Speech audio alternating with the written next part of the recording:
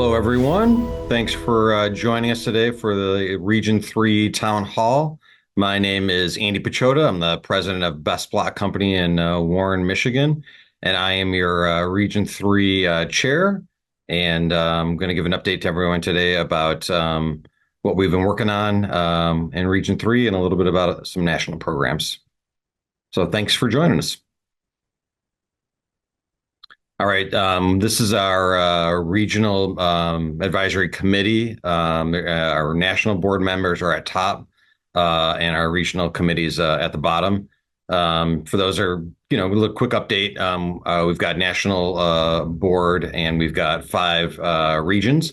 Our region has great representation at the national board with Pat Sauter as the executive chair, Melissa Klein as the secretary and treasurer, and Jim Gendron as a board member.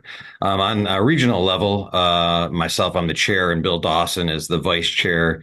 And we've got the other folks that are on the committee listed here. What's great about this group is all the countless hours of time that they put in to try to drive demand for CMU. But it's a great representation from our region. We've got block companies, big and small. We've got engineers, architects, we've got mason contractors, and we've got state representation, state association. So it's a great group of folks, and have a lot of fun working hard to drive demand for block.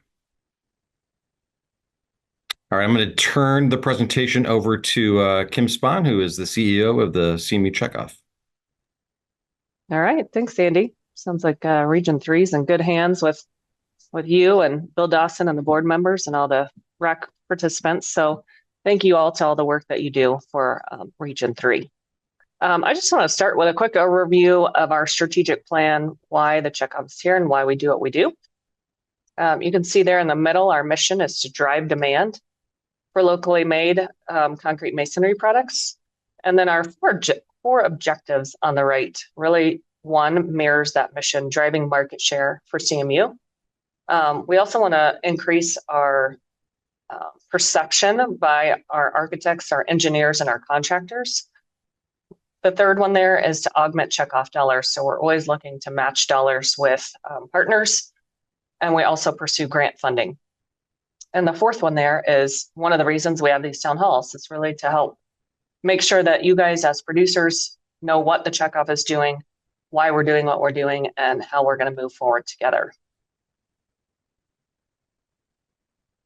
So at our May board meeting, the board got together and we relooked at where we've been and where we're going, and how can we do things better. So we're shifting a little bit to being nationally aligned, but yet still regionally activated. So we want to make sure the regions still execute and allocate funds into the places where they know it will be most effective.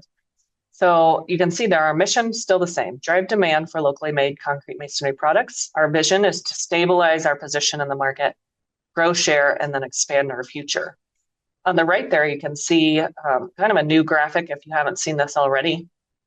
But the idea is that more of our programs are working in unison, working together to all drive down to the bottom of that funnel, and the bottom of the funnel being design assistance. So we start at the top with codes and standards. The goal of that is to really expand the market that we can sell into. Marketing then helps activate the market, the engineers, the architects, the contractors, into using more block. Education helps influence them. It gives them the confidence they need to use block on their projects. And really the goal for all three of those at the top is to drive that demand down into conversion. So we're building demand at the top of that funnel. We're converting it to adoption at the bottom of the funnel. And then in the end, that will drive market share growth.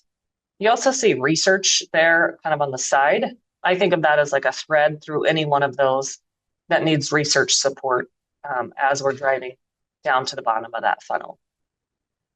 The board also picked 3 priority market segments. The reason to do this and why the board did decide on these was to look at high volume, but also strong position to where we are in today's markets. So the first one is public buildings, government buildings. This is K through 12 is a big focus for us right now. And the reason why is that is a high volume market, and we hold a strong position in that market. Mid-size warehouses is the second market segment we chose. Um, that's an opportunity for growth, and we chose mid-size because we are currently able to play in that market. If we went to the Amazons or the data centers, we need to improve our installation efficiency, which we're working on sort of more in the background. So the forward facing is mid-size warehouses. And the last one there on the right, you see a single family residential. We're really starting that in Florida. They're working on some code opportunities that are available to them.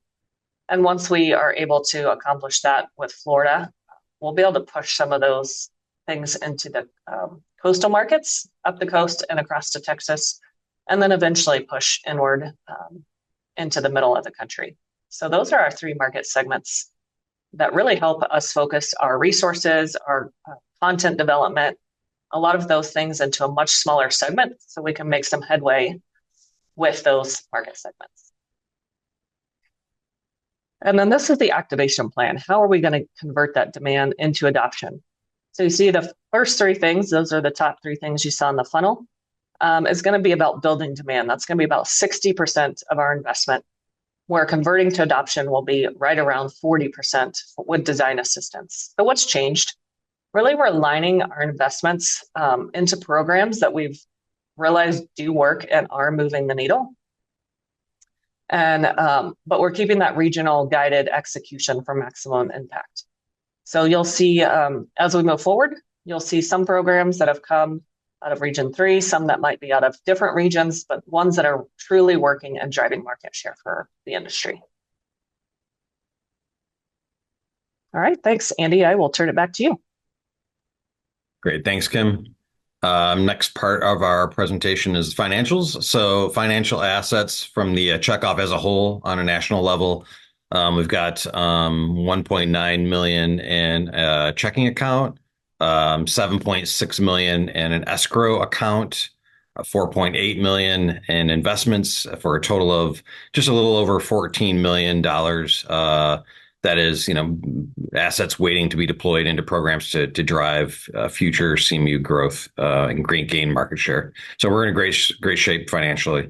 For Region 3 specifically, we've got the results from Q1 in 2026. So in the first quarter, we brought in total assessments of just over $227,000. And so our region's broken into three different districts, District A, B, and C. So District A, and the purple on the slide here, a little over 27,000 in assessments. That's Minnesota, Iowa, North Dakota, South Dakota, Nebraska.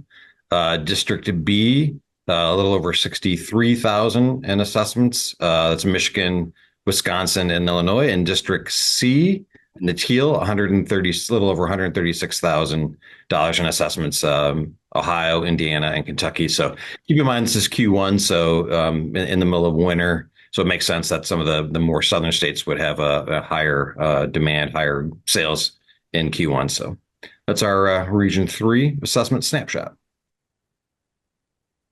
All right, for programs update, I'm going to turn it over to Bill Dawson. Good morning, everybody. Thanks for joining us today. It looks like we've got 72 people on the line, which is awesome. Thank you so much for taking the time today. Basically, to look at this, there's national funding and regional funding. And so far at the national level, this is dollars committed to date. About $18 million has been spent. The leading categories are design assistance at above 5 million, marketing at above 5 million, and then you can see that different categories go down from there. Concrete masonry outreach, that means trying to develop workforce, that type of thing, get more people involved in the masonry industry. Educating design pros, there's been very extensive work to develop AIA programs that's been done there. The university relations, that's basically trying to get masonry back on the curriculum of the universities. That's been going very well. And of course, we have codes and standards work that has been done. At the regional level, why don't we move to the next slide, please? This is what we have spent in Region 3. And from the start, our main priority has been design assistance. And so we have our Block Design Collective, Tino, who will follow me in speaking, will tell you about some of the activities there. That's been a real, as you can see from the dollars, that's been a real emphasis for us. 250,000 towards marketing, and 200,000 towards university relations. I think Sam in a few moments is going to update you on some exciting programs that we have there. And you can see the other categories. In line with Kim's comments, the money, I think as time is passing, more strategy is being implemented in terms of what the balance should be among these things. In Region 3, we've always really favored the design assistance. Why don't we do next slide? So these are some of the specific programs. These are ones that have been completed so far. We got out of the gate with some smaller projects that were very useful, developing Revit details, specifications, that sort of thing. Phil Ledent was involved in those. We've done some university work so far. There's been marketing. We don't see the design assistance here because it's an ongoing program. These are the active programs. One that I'd like to highlight is the Design Summit that Sam will speak about. That's going to be held at Notre Dame. Ought to be a really cool session. We've been also funding the university outreach coordination along with other regions, and we've got our marketing. And then you see all the dollars that are committed to design assistance there, just under $500,000 for that. Then why don't we do next slide? So if you want to learn more information about this, here's a QR code that will give you access to national program updates. So I think that concludes my remarks, and I'm followed by Tino, who will go through the Block Design Collective and all the activities that they have been undertaking. Thanks, Bill. Yeah, so for those of you who do not know me, my name is Tino Kalile. I am the regional director for the Midwest, so covering everyone here. And then I also kind of help our Block Design Collective team as a whole. So you'll see all four of us now. Chuck Rotundo, who was the regional director for Region 1 in the Northeast. His last day was in mid-July, and so we are currently looking to backfill his role and in the interview process. So for right now, there's the four of us, and we kind of are helping cover Region 1 right now. But here's all of our contact information and our phone numbers. Really, this is the best way of contacting us to learn more or to get involved, or if you need help to reach out. So I'll just maybe wait 2 seconds on this slide to take a picture, but this is also on our website. So we're always a call away. If you ever want to learn more, anything, you could just reach out to us. So I just wanted to take the next 10 minutes of your time to focus in on what we're focusing in on.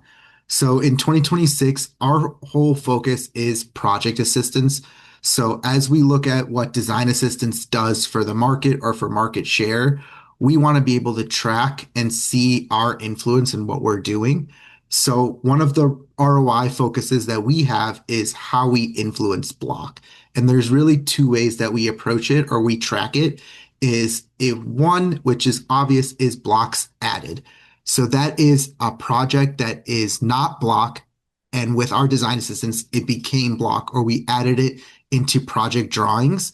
And this is, well, the best way of utilizing this, and I'll walk through some examples, is we issue concept proposals, or we'll do a preliminary design. We'll work with you as the producer and a local mason contractor, and we'll put together a project proposal, a cost and a preliminary design, and we'll present it back to the owner or the design team to really show how CMU is a good fit financially, how it solves their design issues, and why it just makes sense on their job.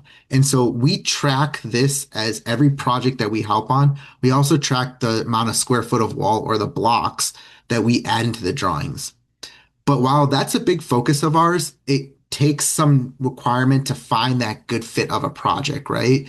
And that we really leverage the industry to find that project that's up and coming in your local market that may not go Block, it may go Block, and just find out that project, find out who's involved in it, and let us have a conversation. We try to make the process as easy as possible.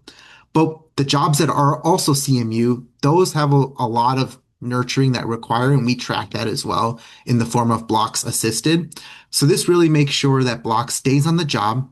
It more importantly, we want to make sure that this person or this design team and this owner has a good experience so that there's a higher likelihood of returned use. And although we're not adding it here, it ensures a positive experience from the AEC. So we try to catch any issues, any design challenges that may be headaches later that may change their perception of block, and we try to avoid that. So we track both of these, and together we call them blocks influenced. So the importance of it is of a project influence or a block's influence is actually not the block itself. It's what happens afterwards. So here's a project that we actually worked on this year in our region where an architectural rep from a producer actually brought this project forth. They found a school that was coming in their market that was not CMU. So they reached out to the architect and said, hey, we have a design support team that can help you design and price CMUs. We just want to give you a masonry option so that you can make an informed decision, but at least you have it at your table and you can compare the cost, the design benefits to what you're considering right now. Um, the earlier we can get in the foot in the door, the better. And this was just one email sent based on an existing relationship to get a CMU on that job. So this was actually a storm shelter. So the picture that you see in the bottom right, we actually leveraged the people who know how to design masonry. And in our region, we have Sam Rubenzer, we have Phil Ledent. We leverage them to create these designs for us to give us the best option or best ability to win block on that job. So we put together storm shelter design details, shared all the resources that our industry has created for storm shelter designs, as that was a design consideration or an important design factor. And we put together a design with a local budget from a local mason that would have been bidding that job anyway. We gave it our all, and although the project didn't go CMU, the next 4 schools that this design forum did over the course of 6 months went CMU. So although we just track that one project that we help with, you see what design assistants can do about changing their perception and increasing that likelihood of using block on their next job. And so those 4 schools, we don't track that as blocks that we assisted on, but we know that's the market impact that we did from that one project that we helped with. So although this one was focused on adding block, this project is more on assisting block. And this one I think is although we have a number of projects that we do this on in the Midwest, and I can speak for days on the projects that we're helping with. This is probably the best ideal case. This is actually out of Region 4, but this is one where it already was CMU, but it was not a good design. And with just a few hours of review, we were able to find 15 to 20% design efficiency, where if we had not done that, the actual cost of CMU is a lot higher than the actual realized cost of CMU. The headaches that would have came might have left a negative perception that might have made that design team not choose CMU for their next K through 12, and that's what we want to avoid. And what we call there is the tail effect. If we can get our hands on one project here, really the impact of design assistance is all the other projects in your market. So I share these 2 project examples as just a reminder. If you see a local project or a call to action, if you see a local project in your market, it all just starts with reaching out to us and reaching out to the contact that you have, or if there is a contact, to allow that opportunity for us to present something to them for a masonry option.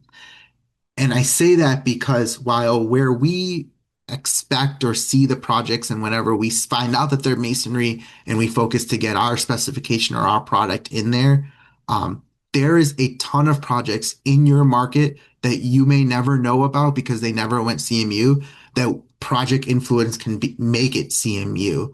There's a lot of 50-50 balls, a lot of opportunity where it just, if we can nurture that design at all by just giving them an option, we'll, instead of a 50-50, it could be more 60-40 to our table. And ultimately that brings more food to the table for the mason contractors to bid on and for the producers to win as well. So that project influence, and it really just starts with knowing about a project that's coming in your local market and then reaching out to us for next steps. That's it. You saw my email earlier. It's just one email about a project that's up and coming, and then we can help and take it from there. And you can be as involved or as little involved as you want in that whole process. So we talked about ROI. It's a calculation to figure out, all right, how many blocks do we need to influence so that our program cost or our cost, as Bill alluded to in terms of the priority of how many dollars we commit to it, how do we increase our ROI for back to the investors and you guys and back to the industry? This is our bench baseline. So this year is really the first year that we're tracking it. So at the end of the year, we'll know where we fall. But we need data, which means we need projects. We need projects. We need to influence them. And then we need to go back and interview these architects on what our program impact was on their project and afterwards as well. Takes about 3 years. There's only one industry standard research out there that has studied what design assistance does to a program or to a market. And so with enough data, we can kind of formalize through a third party an ROI procedure to see how impactful our program is. For now, we make assumptions. And so right now, we'll find out, but every year we can get a little bit and a little bit better in terms of ROI. And that's kind of how the BDC focuses our mission and what we're focused on. Here's our goals. We actually break our goals into design assistance and through education. So we had about a quarter where our whole team was there last year, and we kind of projected some goals based in 2026. And these are all indications of what we're doing and how active we are. Direct interactions are how many architects, engineers, contractors are we having a conversation with? Projects received and assisted is actually more of a how well utilized are we from a design demand perspective. Last year we fell short, and this year we want this number to be as high as possible, but it's really more of a how we have much more capacity right now than demand, but that demand is growing, and that's what these metrics are tracking for. We want to influence 100 projects. That means either we added block or we made block more efficient, and we're tracking right in what we think we are going to accomplish this year, but setting more aggressive goals moving forward. The million blocks that we assisted on, we're well past that, and then the blocks added, we're tracking to exceed that. We're building up every year. Last year, our goal was 200,000. This year is 400,000. And so these metrics, what's the most important, especially with this being year one, is we see what we're capable of, see where our ability, our opportunity to increase is, and then we want to see year over year growth. That's what's most important. I think you can go to the next slide.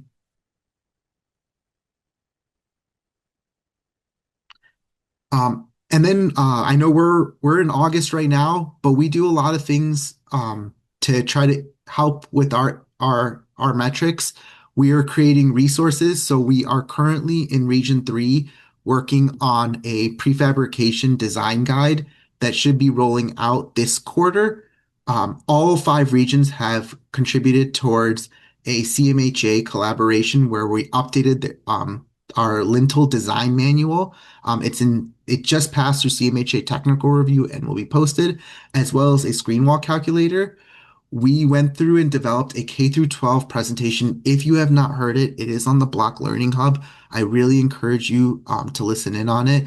And then Region 4 is actually creating a case study. And although that's coming out of Region 4, our whole focus with all of our regions and dollars is that we focus in on resources that will benefit your respective region, but others can leverage.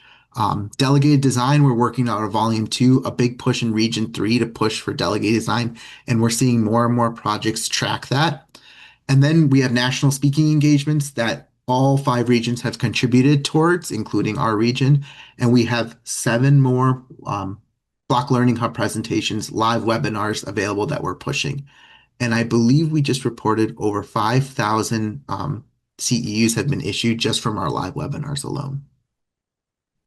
And then for Region 3 events, we have more to come, but really it's been busy. Any form of education, we're out there. This doesn't include any of the specific meetings that we go through, but here's just a number of groups or partnerships that we've gone through. SEA, Michigan, we partner with MIM and Phil, where they actually presented on three, but we presented on delegated design. SEA Nebraska, we presented on resiliency. We're sponsored at AIA Ohio. We attended a building envelope forum where we spoke on benefits of CMU. Attended the Kentucky School Board Association, which was really nice because we met with a lot of their architectural and GC firms that had booths set up. Masonry Education Days at Iowa with Masonry Advisory Council in Chicago. And then we actually just spoke on delegated design to the Mason contractors in Chicago to educate them on the importance and why that shift is needed in the market. So really active, and we got a ton more to go. For the Block Learning Hub, I just want to pause and big shout out to Irene Lee, who's our Region 5 Technical Director, but she's been helping with the program management for Block Learning Hub and has done a wonderful job. So the Block Learning Hub is free on-demand education that can be provided for you. The QR code is linked. We develop presentations whenever they're a live webinar. It's a new presentation and then it's posted on demand. As an investor, you are able to learn it, get trained on it through our platform, and then give it yourself in your local market. While we're just one person, we can always give virtual education as well.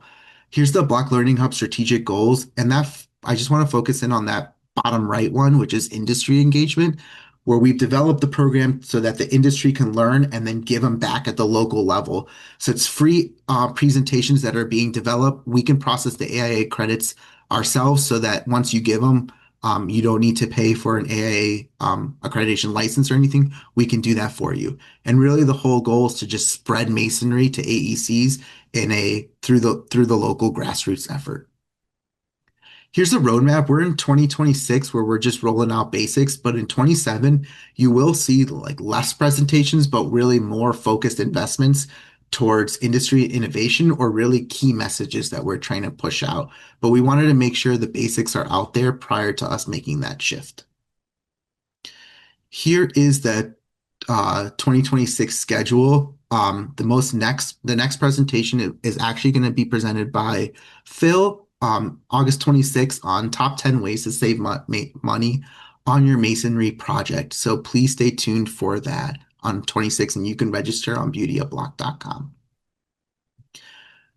We really want to see an increase of in our Train the Trainer program where producers can become the trusted educators. So if you are an architectural rep wanting to get involved, and not knowing where to start, here's a really good one where you just learn one presentation that we've developed.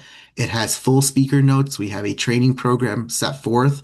And once you kind of go through that training process, we give you the presentation to be able to give. So here's kind of a count of the experts in the market. But what we really want to do is, especially as architects reach out to us for presentations, to be able to have someone local that can be there to give it with us or without us. So to enroll in Train the Trainer, scan this QR code as a great starting point. All of our technical directors are here to help with this process. So if you have any questions, we want to make it really easy for you. But this is one thing that you can really elevate your company and your involvement to benefit yourselves as well. All right, and I think that is my time. I pass it to Anna to speak on marketing. Thank you, Tino. So good to see everybody. My name is Anna Shavanik. I've probably been on a few of the Region 3 meetings if you've attended those. So some of this might sound a little bit familiar, but if this is new, I'm going to kind of start from the beginning and just give an overview of kind of what we're thinking of in terms of marketing on a national level versus more the regional level. So when we think about what's happening with Beauty of Block nationally, we've really been running more of what we call an omni-channel campaign. So what we do is we focus on promoting Beauty of Block, Block Design Collective, and the Block Learning Hub. Continuing to focus on targeting architects and engineers, but also trying to kind of focus on developing more growth and achieving more leads towards the Block Design Collective. That's going to be a bigger focus as we move into the latter half of this year on a national level. And then when we think about regional, so we take what we do on a national level and we kind of drill it down to those stories and those topics that are most important in Region 3, and that's what we focus on. And a big piece of what we've done within Region 3 is really trying to drive more traffic and awareness for the Black Design Collective. So I will walk through a few more slides here and we can kind of see how that plays out. When we think about kind of like the balance on national versus regional, what we were doing nationally was dividing the year into different topics. So in Q2, which was when we ran the bulk of our Region 3 marketing program, nationally, we were talking about efficient design. So we were able to really apply that on a regional level by creating content in some of the key media outlets that we have in Region 3, but on a national level, that same message was being communicated in places like Architect Magazine, and then with a sponsored webinar we did with Architectural Record, along with what we do with native advertising and social media ads. So that was all kind of focused around that same message of kind of life cycle cost and efficient design. And then when we think about how that kind of translates into what we were doing regionally for Rack 3, we see that we've had some really good results in terms of the number of impressions and website views. So we obviously see greater number of impressions and views on a national level, but we've seen really good results just within Region 3 through some of the work we've been doing with native advertising, and then also some of the social promotion, and then some of these regional article placements. So I'm going to drill down into that a little bit more as we get into some of these later slides here. But the top level overview, when we think about what was going on with the Region 3 marketing plan, we had what we call long form content. So this would be content we developed for publications like the business journals, Finance and Commerce, and Crane Chicago Business. We did some advertising that we call native advertising using a partner we call Adaptive. So they help us get a really big reach in terms of finding more people across the country, just, being able to tap into them. That's on the national level, but regionally we do it as well. And here we're really focused on account-based marketing and NAICS codes to help us drill on the architects and the contacts we want to be reaching within Region 3. So it's a much more targeted approach. And then we've also had a number of earned media support opportunities and content creation. So all of that has kind of been taking place within Region 3 with some of the key focus areas of Chicago, Detroit, Columbus, Milwaukee, and Minneapolis. So that's kind of been like on a high level what we've been doing from a marketing standpoint. And then specifically, some of the things that we've been focusing on, the piece that's on here is the long form content. On this next slide, we kind of showcase what that actually looked like when we executed it. So the Columbus Business First was one of the first articles we published within Region 3. We had some really good results. This one was featuring the Brunswick High School. So it was a great opportunity for us to bring a K-12 story to this market to feature how successful it was with the addition of CMU. Then the following month, we saw content published in Finance and Commerce. And here we were focusing on multifamily housing with the Wicklow apartments. And then we kind of wrapped up the campaign with our probably biggest splash, which was this piece we did in Crane Chicago Business featuring the Lake in the Hills Police Department. So on the screen, there's some QR codes. If you haven't had a chance to take a look at these articles, they're still available online. They're still accessible. Love to have you take a look. If you haven't read them, share them if you can on social media or with your contacts. These articles will remain online for the remainder of this year, so they're going to continue to be visible and we can continue to promote them through social. The cool thing about what happened with the long form content, I think, is kind of this takeaway from what we did with Crane Chicago Business.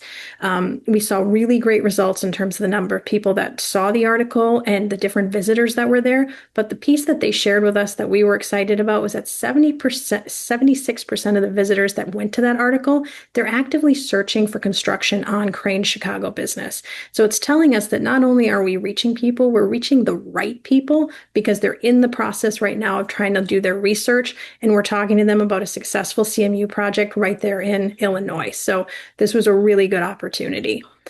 Beyond what we did with long form content, we also did some social posts. So these are what we call boosted social. What this means is that we're taking a social post that you'd see on LinkedIn or Facebook, and we're boosting it regionally. We're putting media dollars or advertising dollars behind that post to increase its visibility in Region 3 so that more people can see the content and they can engage with it. Our strategy this year with what we did with the boosted posts was really to help promote the Black Design Collective.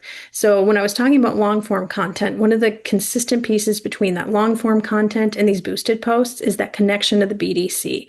Each of those articles ended with a call to action to reach out to Tino at the BDC. Each of these boosted posts is promoting content that's available on the Black Design Collective, but that maybe doesn't have as much visibility, but we're able to promote it on social to Region 3, and we've been able to see some great results in terms of the number of click-throughs. I think of the two channels, LinkedIn was probably our standout. We had great results from that, great click-through rates that about 3.75%, which doesn't mean a lot in terms of, what it compares to if you're thinking about numbers, but when we look at what a benchmark is for B2B, really that's around like 0.4 to 0.65%. So the 3.75% we started with in April, that was our first post, was excellent. By the time we got to May, that had increased to 6.8%. So it tells us that that content that we're putting out there to promote the BDC assets, it's really clicking for people, they're engaging with it, and they're interested in learning more. So these were very successful, and something if we could repeat, I think would be a great opportunity. Beyond what we did with social, we also had these adaptive native ads running. So going on in the background is kind of like what you would see on if you were clicking on a news site and you were reading through different content and you saw something that said just for you or content for you. These ads are being targeted to people that have been identified through account-based marketing numbers, through NAICS codes, to make sure we're targeting the right people. The number of impressions you see when we think about 2.43 million impressions, it's a big number. But the reason it has to be so big is that the way our online content works now, we're seeing so much, we're inundated with so much messaging and imagery throughout the day. There needs to be a certain amount of repetition to be able to get people to be aware of that content. So what we were doing here with these adaptive native ads was actually pushing people back to the content we had in those long form pieces. So this one that's on screen is the one for the Columbus Business First article. We know we've got a good story on that publication. We want to drive people to it, and we want them to walk away with that call to action at the end to reach out to the BDC. So this was a really good form of content for us that resulted in a good number of impressions, a high number of clicks, which really helps kind of leverage that content we've already created and continue telling the story. And then the other piece I want to share, and this is something that was recently developed, is that we do have a social media how-to guide available. And so this is a piece that our social team helped us create because Region 3 has done a really great job of helping us promote the content that we have out there on long form content like Columbus Business First or Crane Chicago Business. But it's also been really helpful in helping us promote those boosted posts. When you can go on and engage with the boosted posts, you can respond to them, you can repost them. This does a lot to help us boost the numbers of engagement, and it kind of drives things forward without us having to just continue to put media dollars behind it. So your engagement's really important. But I think sometimes there's been a little bit of uncertainty about how best to engage with social content. So this one-page guide that we put together hopefully kind of spells it out in a simple way with some screenshots and some how-tos. And we will share this in the chat today so that you have this available. If you're thinking about, well, maybe I want to take a look at these posts and help promote some of that BDC content, this will be a great way to kind of get started with it. And then the other piece I just want to touch on briefly is that as we continue on with the marketing plan for Region 3, a lot of our focus now is on content generation. So we've developed a number of project profiles. We have quite a few that are in the works right now for Region 3. So these are some cool profiles that help kind of call out a specific project with imagery, with stats. They identify the architect, they identify the contractors. They help kind of shed light on all these cool details about a specific project that highlights CMC. And it does so within the region so that it feels much more relevant. These project profiles are available right now on the project profile landing page, and we're going to see more and more of those coming out for Rack 3. We have one for architectural wall systems and Seedorf Masonry headquarters. That one's in production right now. We're working on one for the Hideout Supermax Suites based in St. Michael, and then West Carrollton High School in Ohio. So more of these profiles will continue to appear throughout the year, along with some more targeted content Tina was talking earlier about K-12 and how important that is, and Region 4 is working on a case study right now. Within the Beauty of Black National Marketing, we have a K-12 handout that's been developed, and we're going to actually regionalize that for RAC 3 by making it more specific for the region. So you'll see more of that region-specific content continue to come out as the year wraps up. And I think that's everything, but let me know when we get to the end here if there's questions. All right. Thanks, Anna. Thank We will you. pass it over to Sam for University Relations and the Midwest Masonry Design Summit update. But as Anna mentioned, if you have any questions, definitely drop those questions in the Q&A section of the meeting. And then at the end, we've got some time to answer those questions. So over to you, Sam. All right, thanks, Andy. So I get to talk about a couple pretty exciting things that we have cooking. And first of all, the university relations, and the two of them kind of tie together. So you'll understand kind of why I'm giving the update for both. So first thing that we went out to do was do this university relations director search. So we went out looking for a person when we found a team. And it's really, really exciting for the different varieties of backgrounds that these guys have. So whether it's Jerry Frost or Sherian or Kevin Walsh or any of the other team members, they're all licensed in 50 states. They're actual engineers, so they understand some of the problems that might be faced by engineers across the country. But they're also very involved with university relations. So you can see here some of the different projects that they've worked on. So, again, they're all across the country doing a variety of masonry projects but I think the biggest thing for this group is they're doing a variety of the work. They're doing some restorations, they're doing a lot of new types of projects in masonry, but they also have an incredible number of connections in higher education. And several members of the team also lecture, including Kevin Walsh, who's a faculty member at the University of Notre Dame. So really kind of positioned well to kind of get off the ground running. And so you can see here with some of the first year objectives. Really, the first thing that they had to do is find out where the baseline is, because we knew we had a university kind of a research team to understand what the university level of dedication towards masonry was. And we've been looking at this for the last year or so, but Kevin and the team are really kind of digging deep to see exactly what's going on at university. So understanding the current state of masonry education is a tall, tall task. Masonry is certainly not going to be focused at a lot of universities. We unfortunately all know that. But when they say that they even talk about masonry, is it a class? Is it just something that they kind of give some of the undergrad students a little bit of education for? What is the actual commitment to masonry, these universities? So developing that long list, there's a lot of schools.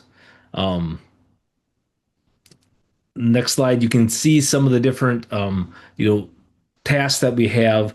Here you can see some of the curriculum that they're looking at, some of the different curriculum that we have developed.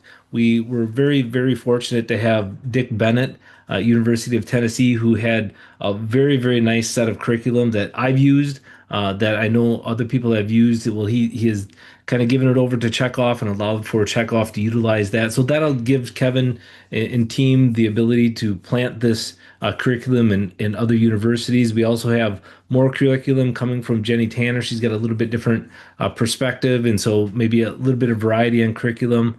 We have curriculum for architecture and construction management. So understanding where we are and what we have to take on, but then having, when we talk to universities, just the ability to give them some tools, right? Because talking to a university and saying, hey, you should teach masonry, it's not really going to get the job done. Saying, hey, what are you doing for masonry? And then giving them we have some tools that can help. And then we can really kind of start a conversation. So I'm really excited to have some of that stuff in work. So again, Frost had a really good proposal. They had a lot of these good objectives. They also had a lot of things that they wanted to do to kind of work across different organizations. So again, leveraging some of the stuff that's been out there from CMHA or from NCMA Foundation or from IMI, just understanding what some of the different groups that have been out there and doing some work at at universities, that's also going to be part of the bigger picture and having an overall strategic plan. Because really, when we were doing some of the research, we found that we had all kinds of different types of programs at varying levels, and there just wasn't a lot of consistency nationwide. So again, the university relations directing team at Frost is really trying to hone that in so we can be efficient. We know we've lost ground. If we want to gain ground, we have to leverage the resources that we have, the connections that we have, so that we can gain that ground back a lot more efficiently. Just looking at the overall, when we talk about there's a lot of universities, some of the quick research that you can do, you can see that there's 323 Bachelor of Civil Engineering. That's where the structural engineering, where it's going to be buried. 323 is a lot. 53 Bachelor of Architecture. You can see some of the other construction managements up around 80, construction engineering. So the task at hand, what we really don't want to do is try to bite off too much right away, because we can't do everything right away in the first few years. We're going to have to take a more measured approach, gain some footholds in good universities, start to look at getting some dollars for investment into research so that we can actually make these university initiatives stuff that's going to be has some staying power. We don't want to just be a kind of one and done teaching of a masonry course. We actually want to plant some roots with a professor in a university. So we need to shrink that list. We talked about shrinking that list. We've talked about that a few different times. And we also need to sort through the list because, again, a lot of universities say they cover masonry, but what is that commitment level? And understanding what that is going to help us, hone the approach and make sure that we can get into the universities in the right way, get a full dedicated course when we can, where we can. Like I said, get some research. So again, it's more than just a list. It's understanding the list and understanding maybe what relations have been there and maybe what they've done to date. So this actually was very impressive when I first saw Frost kick this list out, seeing that not only are they trying to understand everything that's going on, and they've only been at this for a few months, but they've also started talking to a lot of universities right away, and getting some of these commitments right away is fantastic. Now, maybe some of them already had, some interest in teaching masonry, and Kevin and Sherry, maybe they just pushed them over the edge.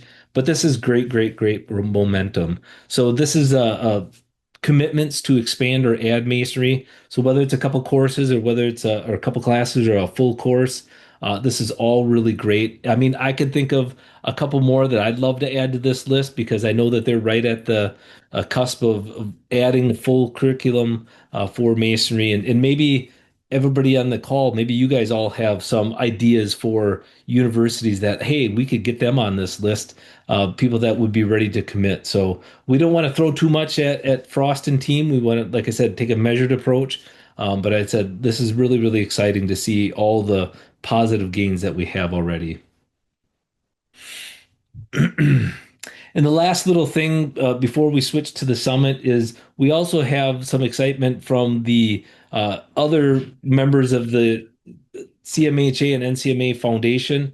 Saw some of the work that Frost has been doing, saw some of the work that Checkoff's have been doing, and so they actually awarded Checkoff a grant, a $120,000 grant to essentially match dollar for dollar up to $120,000 for getting more university relations efforts out there. And so I think that's really cool because you can see other industry partners out there see what we're doing and see the positive momentum that it has already had and will be having. So that's pretty exciting for seeing what some of those efforts are going to be able to do and double those dollars in 2027 is pretty exciting. So that also then segues to the Masonry Design Summit. The summit is something that's going to be actually held at Notre Dame. So the summit is really going to be something that we have been working on for several months. So it's not just for university faculty members. We're actually designed the summit for design professionals. and faculty members just because it was at Notre Dame. It's all kind of coming together very nicely. We have a lot of different things that we're trying to accomplish, but we're just trying to, again, build off of some of this positive momentum, bring together some of these different groups, the IMI, the TMS, the NCMA Foundation, CMHA, and obviously the checkoff work that we're doing, trying to bring all of that together so design professionals and professors and students see us all working together, moving the ball forward with masonry design and education. So this is going to be a summit. This is going to be kind of a one-off deal. Obviously, it's not a course, but the summit is really kind of built to giving a day and a half of PDHs for design professionals, giving a place where students can see some of the great work that we're developing. And so we have a lot of things that we're going to accomplish at this summit. You can see the quick agenda. This is just some really quick meeting notes that I thought would be important. We're going to have the theme of the summit be innovation and sustainability. We have different level of sessions. We're going to have an entry level and advanced sessions. So really, we're trying to make this again available for students, professors, any sort of exhibitors that maybe want to come to it. We're really trying to bring everybody together here at Notre Dame on November 2nd and 3rd. So I think it's going to be a pretty exciting event for Masonry. So here you can see some of the different sessions that we're going to be having. We're going to do a hands-on virtual reality thing that Joel Alberts from IMI is going to lead up. We're going to do somewhat of a networking session for students. So anybody that's interested in masonry for a career can come and have some cocktails, or if they're old enough, and then just socialize with some other members that are going to be there. But then we're also going to have a special dinner for prospective professors. So what I mean by perspective, not for professors that are thinking about adding masonry. So Kevin's going to lead them through all the different tools that we have. But then you can see that the second day is really built around the design professionals. We have entry level courses by Phil and Scott, Irene, and we actually have an architect that's going to be local to Notre Dame, give a architectural perspective. But then we also have advanced level classes. We're talking about prefabrication. Jason's going to talk about some potentials with dry stack. We're going to talk about software for masonry, and then sustainability there with Heidi. So it's a pretty exciting day and a half. If any of you are interested, we certainly hope that you come by. Here's the QR code for registering. And like I said, it's going to be a pretty neat event. It's going to be mainly around structural perspectives for masonry design. But again, we welcome architects, we welcome contractors, we welcome professors, we welcome students. We really want this to be a successful big event that we are able to showcase what we're doing today with masonry. So here's that QR code. And I think that's it for me. It's quite a bit in a few minutes. Thanks, Sam. Appreciate it. All right, everybody, wrapping up our presentation today. We've got the kind of wrap up and follow up with Alicia Hodges from the CMU Checkoff program. Well, and good morning, everybody. Almost 12 o'clock. Well, some of you actually might be on Eastern time already, but thanks so much for joining us today. And I want to take just a brief moment to thank Andy and Bill for their leadership in RAC 3, and then the program leads. You've just done a fantastic job of really just starting programs in Region 3. So appreciate that. A couple things. If you guys want us to communicate more directly with your folks and the people you have in your database or your list, please just let us know that. Obviously, we want to get their permission first, but we'd love to communicate directly with them about our events and what we have going on. So feel free to reach out to us about that. We would love your help in driving your contacts to the Block Learning Hub and the Block Design Collective. So feel free to share those URLs out with your contacts. Share CMC updates to producers and your members and allied industry partners. If you see our updates that come your way, you can just forward those out. We would love that. Enroll in the Train the Trainer to deliver approved AIA continuing education courses. We want you all to be trained on the courses we're creating and be able to share those out. And so please feel free to enroll in that today. And then you are welcome to feature the Beauty of Block logo on your website and share the link to Beauty of Block resources. Please visit the producer portal. So if you want to visit the producer portal, I will pause here for just a moment. Most everything we spoke about today, all of the resources we've created are in the producer portal. So please feel free to scan that and create an account.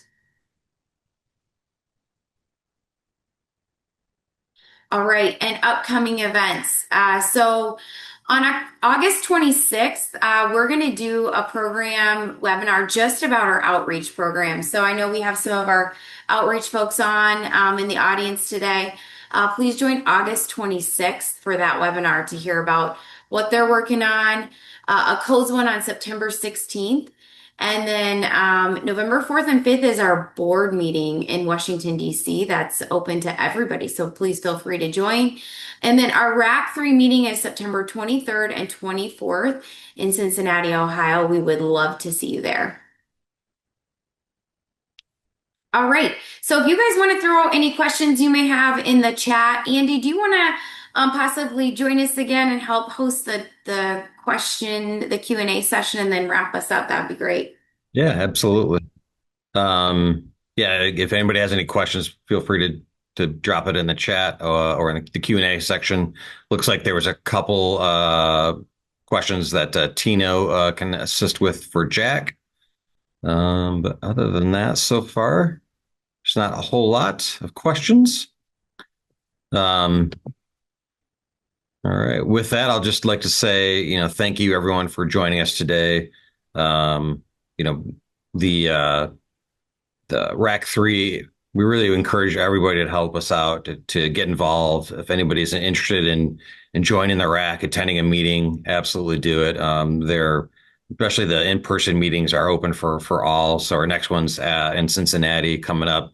The folks at Reading Rock are hosting us, which is great, and love to see you there. And yeah, we encourage, if you're interested, contact us and get involved. And I think that's it.